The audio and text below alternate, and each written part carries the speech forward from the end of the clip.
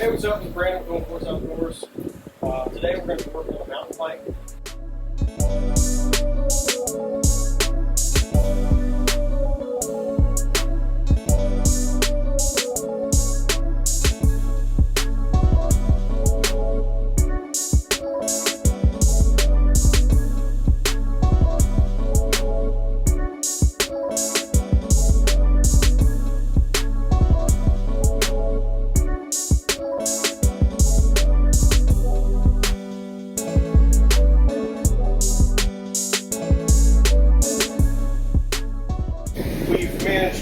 I have managed to kill the front forks. This is a Cannondale Trail SL3, and this is a set of forks made by Bushings. I don't know, is that good, bad? I have no idea. Works better than the other one. Read all the reviews on them. They're air shocks. They're about $130 on Amazon. They're not, obviously they're not top of the line for the price. But for $130, I think you do okay with it. I'm going to go over them, make sure that everything's tight on them, make sure that everything's safe on them, and keep our fingers crossed that they last for a while. I think they're going to work every bit as well as the original ones that I have on here, which is kind of what I'm going on with right now. I mean, really, if I want to do an extreme upgrade on the bike, to make it into a downhill bike, I'm probably going to just do another bike. But for the couple little upgrades that we have on it right now, I think it's fine. It's really, for the type of riding that I do, I think it'll work out fine. I've got so many hobbies that, I'll ride this several times a year, but I'm not just crashing on it like a lot of guys do. So, let's get started. We're going to muddle our way through this.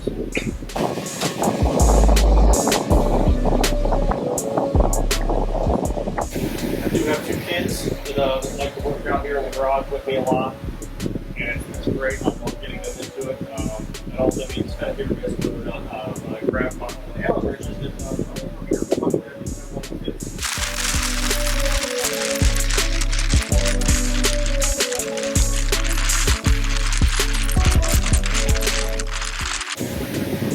That wind noise isn't too bad. I don't know if you're going to affect the camera, but on the fan doing that, because it is hot out here.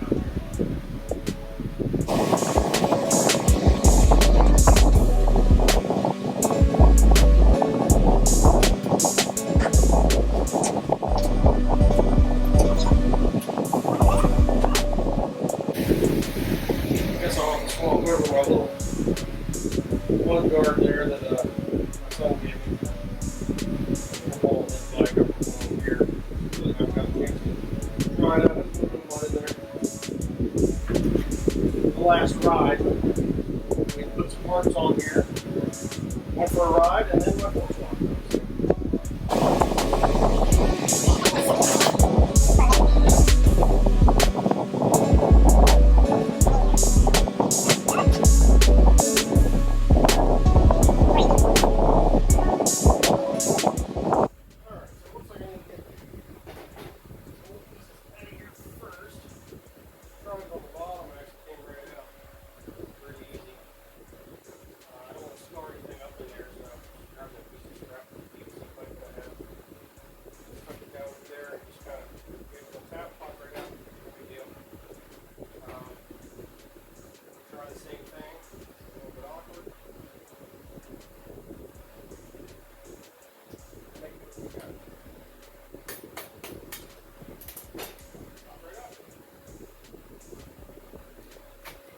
Part that was just pressed right in the top of that head tube.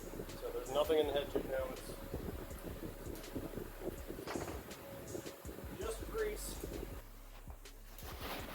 That's what we got going on in here. Not much to it. And then this was just pressed right in the top there. That came out pretty easy. So now we need to get these new ones, and we'll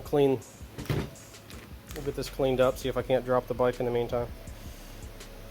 Get that cleaned up, and we will grease the new pieces that go in there, and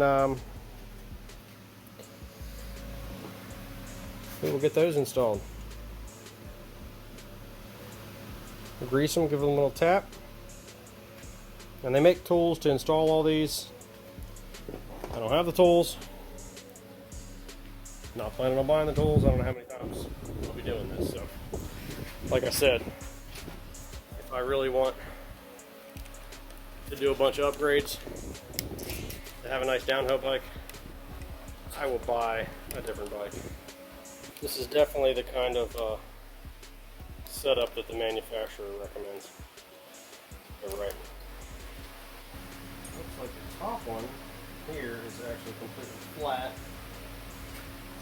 and the bottom one is the one that has the little chamfer heads on it.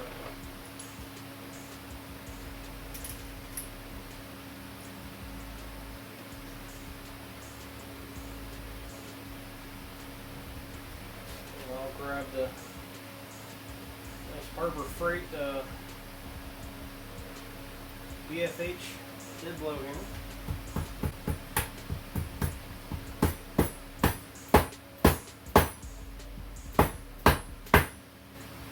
We'll take our setup here.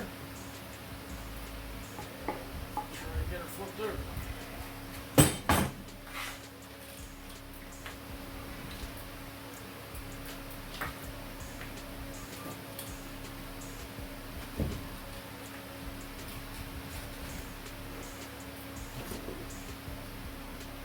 Okay. I'm pretty sure this bottom piece needs to come off here.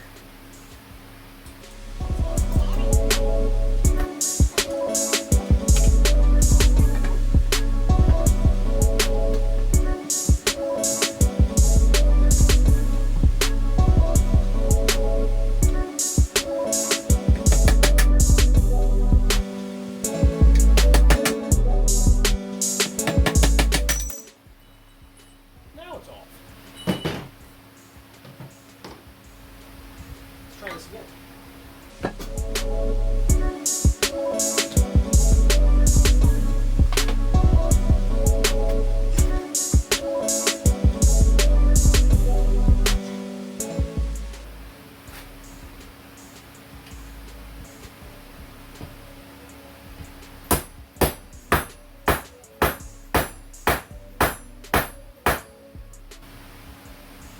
Alright, so as far as I can tell, that's it.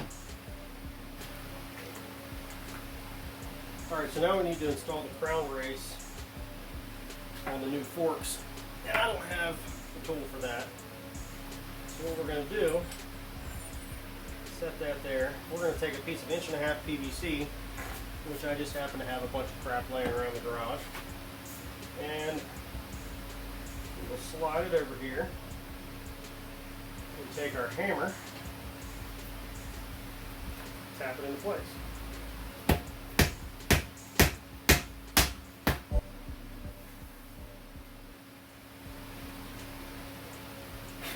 So that's actually sitting in there pretty good.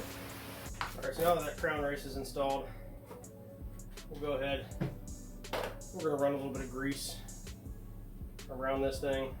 I really don't know exactly how much grease should be on here. I'm not even sure what parts should be greased, but we're just pretty much going to grease everything that we can.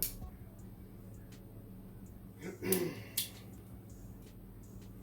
tube open.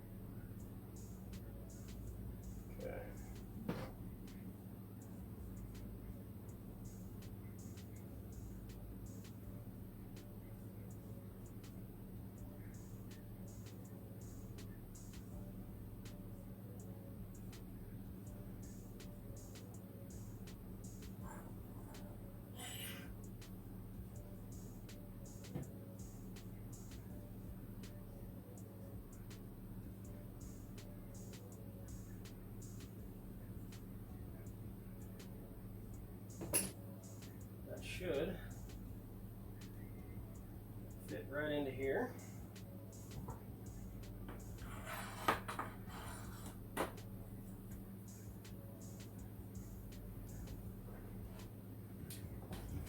This guy over.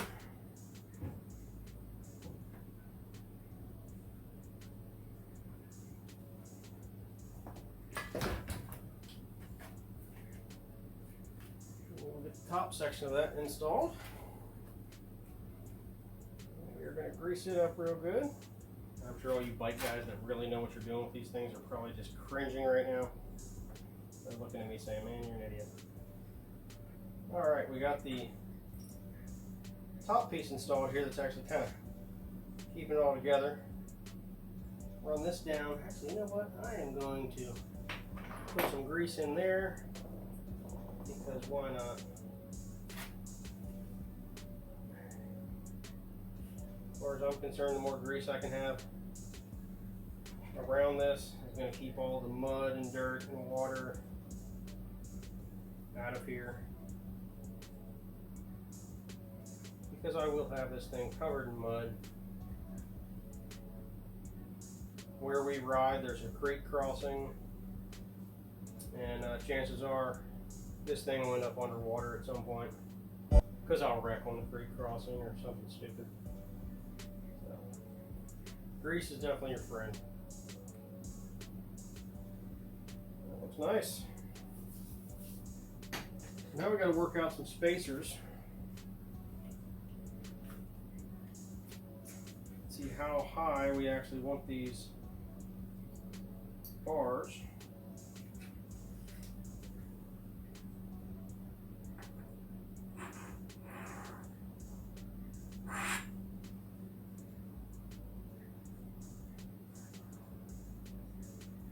These are just carbon fiber spacers. We can set these bars pretty much at whatever height we want. Let's see, these bars, I think they're actually forward a little bit further.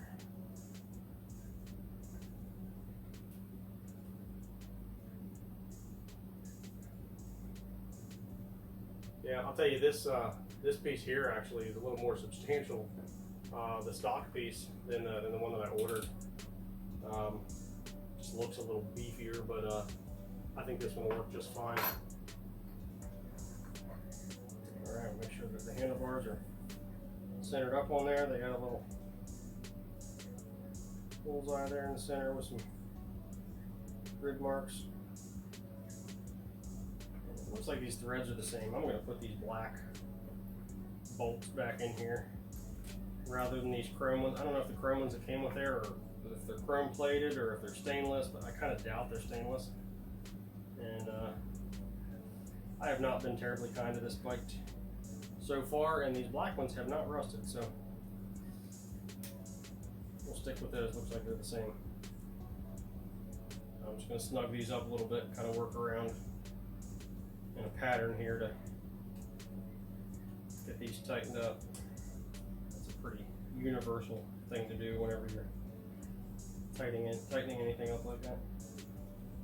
If it works for lug nuts on cars and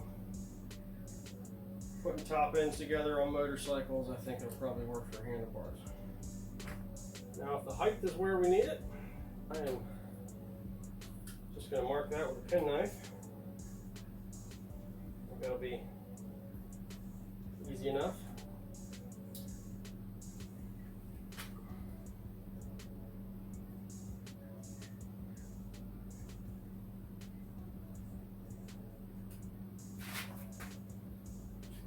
Actually, penknife looks like it's marks perfect. Puts a nice little scratch. Actually, a scratch all would probably work better. A little safer.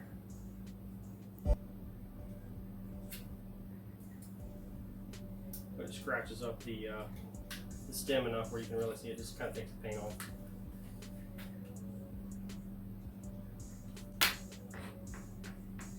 Handlebars back out. Drop them down. Move the spacers. Pop this guy down. Now we'll just slide some of our crap out of the way.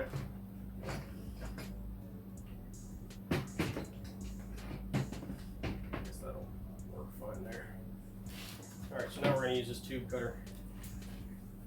And evidently this is supposed to be more heavy duty. I have pipe cutters and different things like that, but evidently this one is supposed to be a little more heavy duty to cut aluminum tubing like this. Now you can do this with a hacksaw. I've got a little Milwaukee little porta band that works great for this kind of stuff too, but this was the tool for the job, so we'll use it.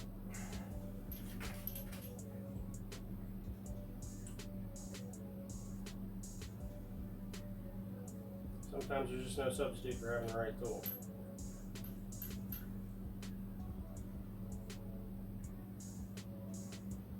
Alright, I'm just going to hold it down.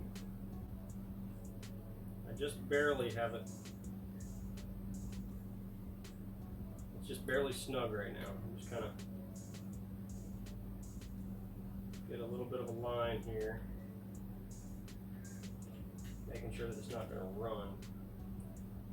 And when I say run, that means that it's a little bit crooked and it'll start kind of threading it. It actually looks like it's starting to do that right now.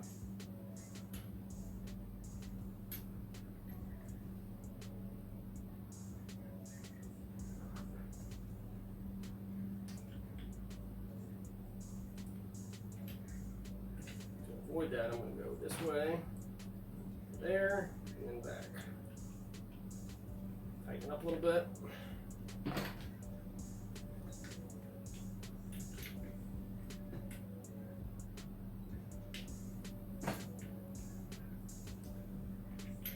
Now it looks like it's actually staying in the same groove. Now I can tighten it and just keep working my way around. A little bit more. Alright, so now that we got it cut off, we put the thing back together. So we have, I had this spacer right here in here before, and then we had this one stacked on top of it. And that brought this top edge exactly flush, and you can see how the star nut is installed in there. We used a star nut driver for that, but I needed just a little bit extra.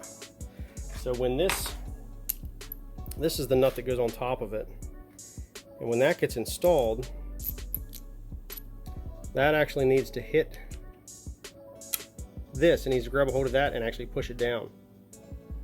So if you cut this exactly flush, you don't have enough room for this to set down in there, and then when it hits the star nut and you tighten it up, it doesn't have any room to actually pull it tight.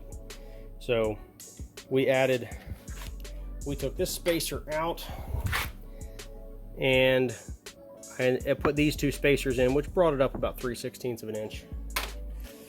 Now we can put this cap on here.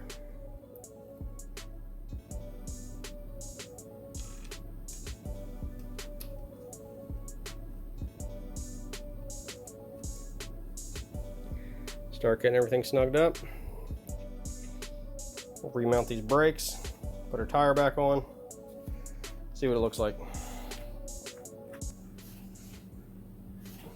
I don't know, is that good, bad? I have no idea. Works better than the other one.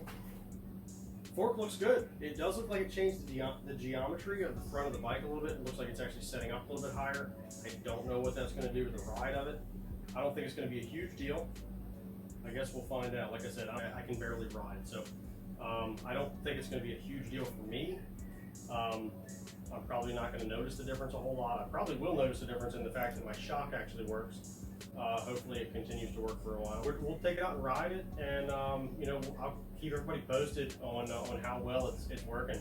I'm not super familiar with air shocks, so I am going to still do a little bit of research and see what I need to do to this shock, maintenance-wise, make sure it has enough pressure in it, and how to actually tune it if it is tunable.